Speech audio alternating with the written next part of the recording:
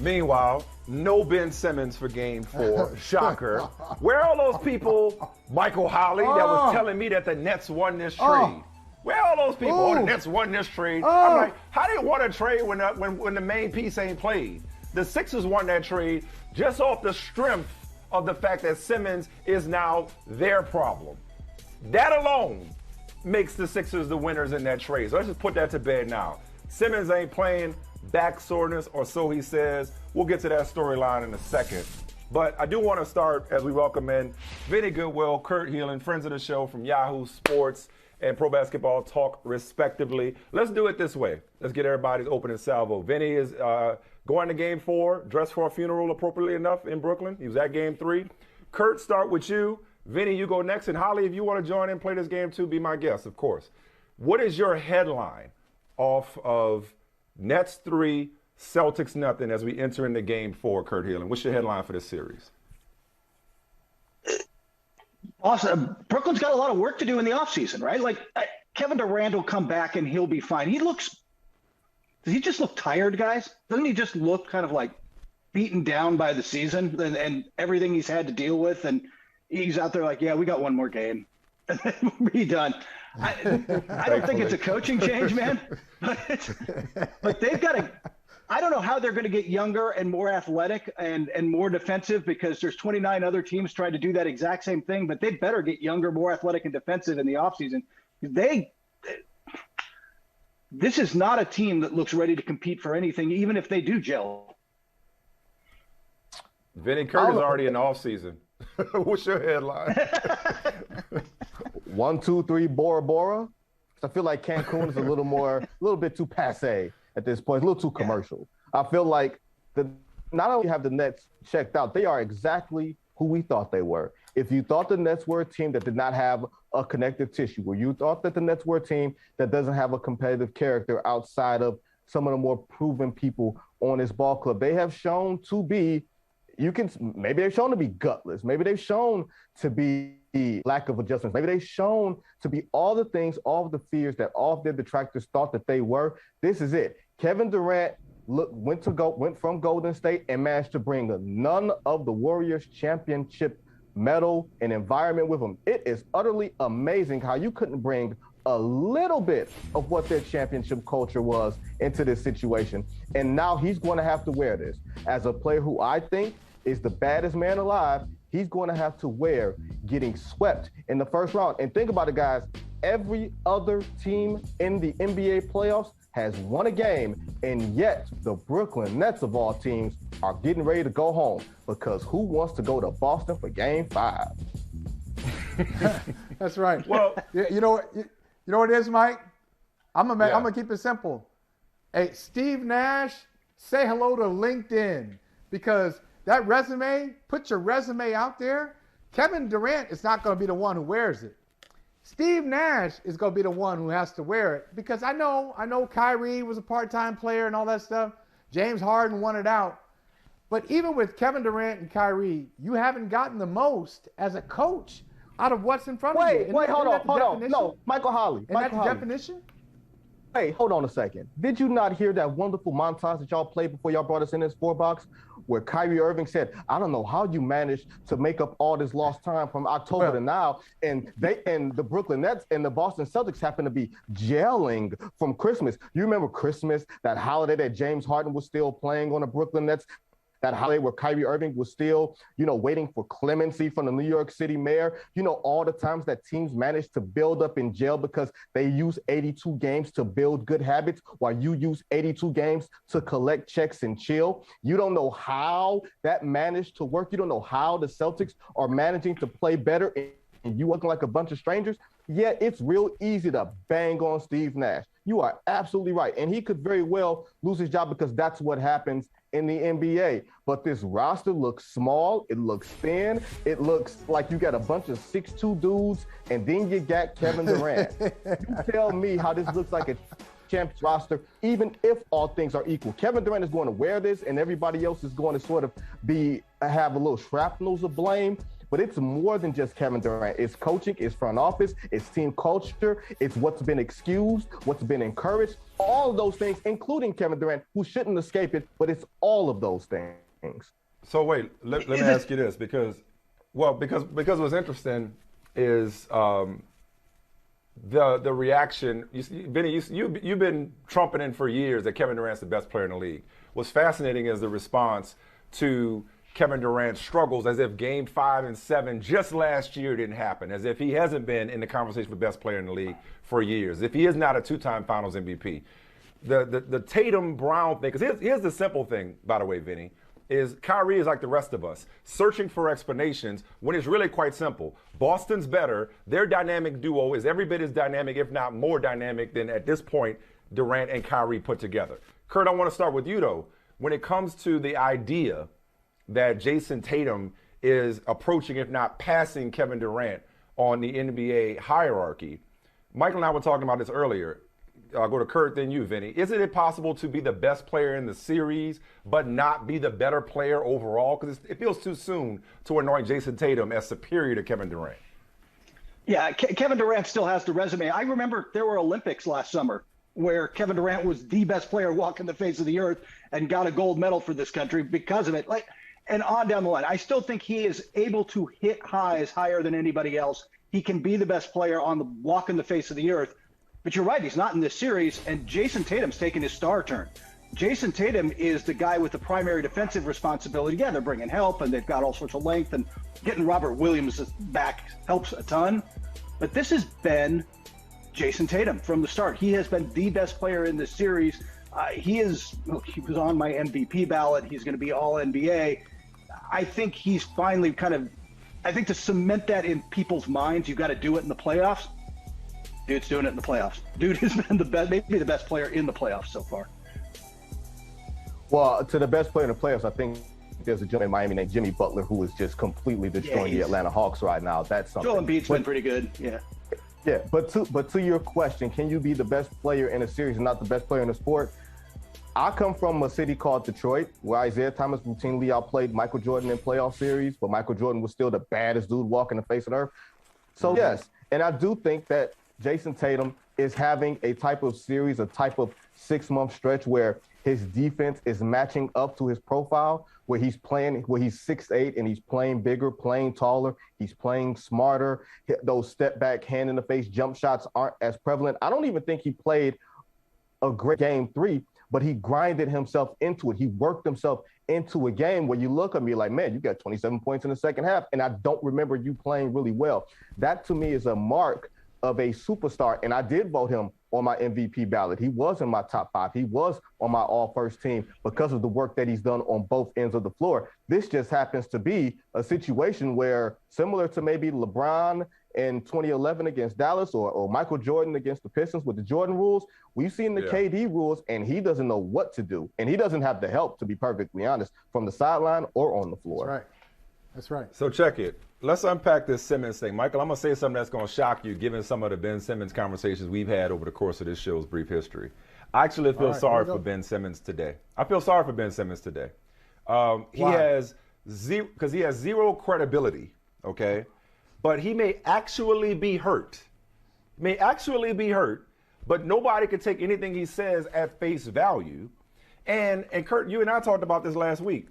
What kind of logic, what kind of sense did it make for somebody as emotionally and mentally fragile as Ben Simmons to introduce him in a way that nobody's ever been introduced in NBA history, in an elimination game where you can't win for losing? He's damned if he does and damned if he doesn't. If Ben Simmons were to come out there and play in game 4 and suck or struggle under the bright lights of an elimination game, how does that serve Ben Simmons? You know, but whether he's hurt or not, it was never a position for him to succeed. And even if he is hurt, nobody can believe him because now his reputation is that of a dude that just don't want to hoop, Kurt. And you've got to manage expectations. If you're going to win this kind of PR battle, if you're going to win over that locker room, what you don't want to do is get their hopes up. Like, hey, I'm coming back. I want to contribute. I'm going to play through some soreness. I'm going to be there for you guys. No, I'm not. I'm not.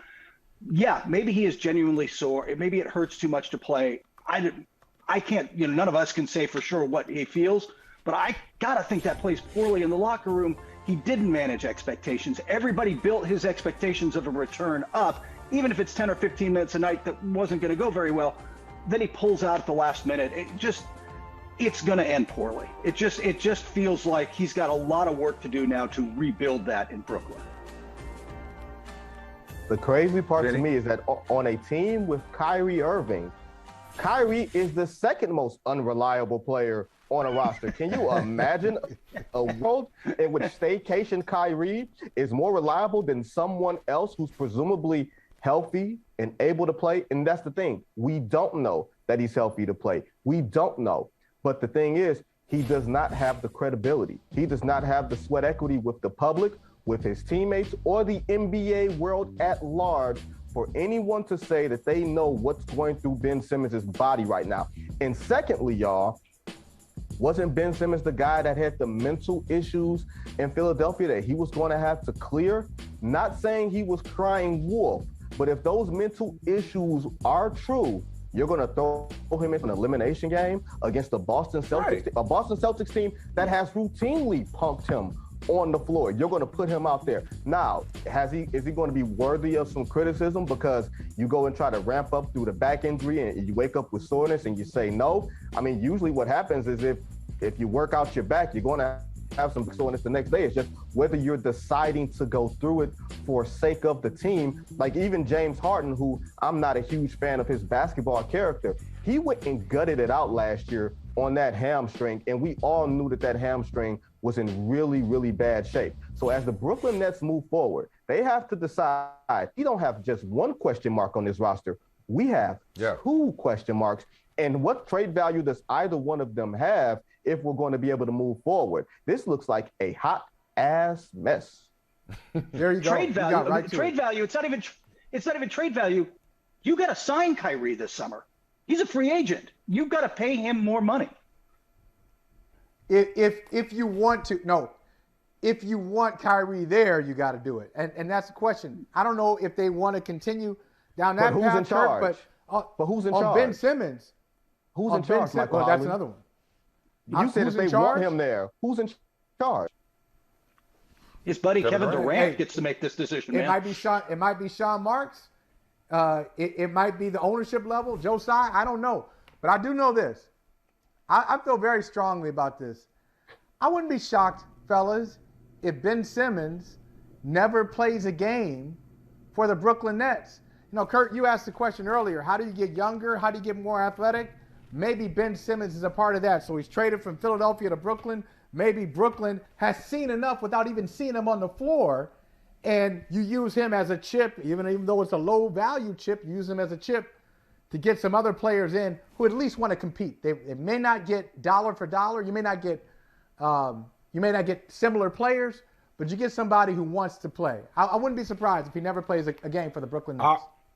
I'll take Simmons at his word that he is sore, if not hurt. But I think we'd all be naive. We'd all be fooling ourselves if we didn't think that he's a little more hurt than somebody typically is, because he ain't trying to go out there and be a part of this right now. He's not there. He's not there. Like I said a long time ago, this ship sailed. If you were going to debut Ben Simmons, it had to be in the regular season. You could not roll him out there in the playoffs. Yeah. Not under pressure. Not the way last season ended. You're right, Michael. Maybe you got to go somewhere else in general, but somehow you have to rebuild his competitive reputation. Yo, with the time we got left, fellas, let's try to speed this up through the Western Conference, and I would like to get, if possible, 2 sentences-ish on the 3-2-2 series in the Western Conference. So we'll go one by one. Kurt, quick 2 sentences on Suns-Pelicans. God, the Pelicans are fun to watch. Brooklyn could use a Jose Alvarado, couldn't they? Yeah, right. I don't know if they can keep up that level of play. I expect the Suns aren't going to miss threes. We're going to get a better Chris Paul. But this looks like a 7-game series to me. And if you get to Game 7, and Brandon Ingram is the best player on the floor, shooting right over Mikal Bridges, thank you very much. Watch out. I think this is a 7-game series, and they got a chance. But ultimately, the Suns will figure it out. Vinny, what you got on that series? Chris Paul has been the annoying little brother for his entire career, and guess who's he's up against now? The annoying little brother. This is almost like turnabout fair play. This is great to watch. Now, I will also say Brandon Ingram, star turn. Monty Williams going to the refs. This series is a lot closer than any of us expected it to be, and good for Phoenix too, because they need it. All right, quickly, Vinny, on the 2-2 series that is Dallas and Utah. That series is still going on. Oh, I'm right, because Donovan Mitchell passed it to Rudy Gobert for the second time in the history of life. Yeah, that series is going to be over in 6. Luka's back. They still haven't contained Jalen Brunson, and Utah is just a blindfold away. I don't think I have any hope in them winning another game. Kurt? That was Utah's best game. I think that was their best effort. I mean, they actually hustled on defensive rotations. They pounded the ball inside. They went at Luka and attacked the weak spot in the defense. It was everything we expected of the Jazz like 2 years ago and last year. They've never kept it up. They have never been consistent, so I don't expect them to be consistent now. And Dallas is going to do smarter things and give the ball back to Brunson for a little, man. Let Brunson just blow by guys. Exactly. Hey, you know what, Mike? And Mike, yeah. Kurt just said it. Look, it was Dallas's best game. Utah's best game. They played great, but still, Dallas blew it. They were up by 4 with about 39 seconds left. And Dwight Powell missed 2 free throws that could have iced the game. Yeah. So look, this is over in 6. I got no faith in Utah. Over in 6. Last but not least, Kurt, Minnesota, Memphis. I love this series because I really don't know what to expect game to game. They're kind of young teams that keep making young team mistakes on the floor, but are they going to keep? I trust Memphis more, to John Morant to start finishing better at the rim. And do I really expect Minnesota's going to keep feeding the ball to Towns inside consistently? They've never done it consistently. If they do, they can win this series. I still think maybe it goes 7, but I'm wildly entertained because I don't know what to expect in this series. Did you say feed the ball to Karl Towns inside? That would require Karl Towns to be inside. He likes planting himself 20 feet out and 10 toes down, saying that he's the best shooting big man of all time. Like, yeah, Memphis is the better team, but they are also dealing with a team that is young and stupid, too. You get multiple 20 leads in the game and wind up losing it. That means, you know what that is, guys? That's like dating an older woman for the first time, and she's telling you, baby, you know what, you're a little immature. This is not what I'm used to. And you have no idea what she's talking about because you only know what you know. Minnesota only knows what they know, and that is to be young and stupid. I think we buried the lead there. You got some news for us? What's up, man? What's up? What you trying to say? Huh? I'm too old to be young and stupid. No, I'm about dating, the dating life. I got facial hair. I'm too old to be young and stupid. Oh, no, I ain't indicting myself this here, Airways. Like, you out your mind? Hey, Mike, I like this Vincent Goodwill, Kurt Helin tag team. That's a much better dynamic duo than KD and Kyrie. More along the lines of Jason Tatum and Jalen Brown. I'm out. My back is bothering me, guys. I'm out. And I'll take I'll take a shot. Any shot. Exactly. You ain't self-checked, that's for sure. We appreciate y'all. All right, now. Thank you, guys. Hey, thanks for watching Brother from Another on YouTube. Make sure you hit subscribe before you leave, and be sure to watch us 3 to 5 p.m. Eastern Time on Peacock. Appreciate you.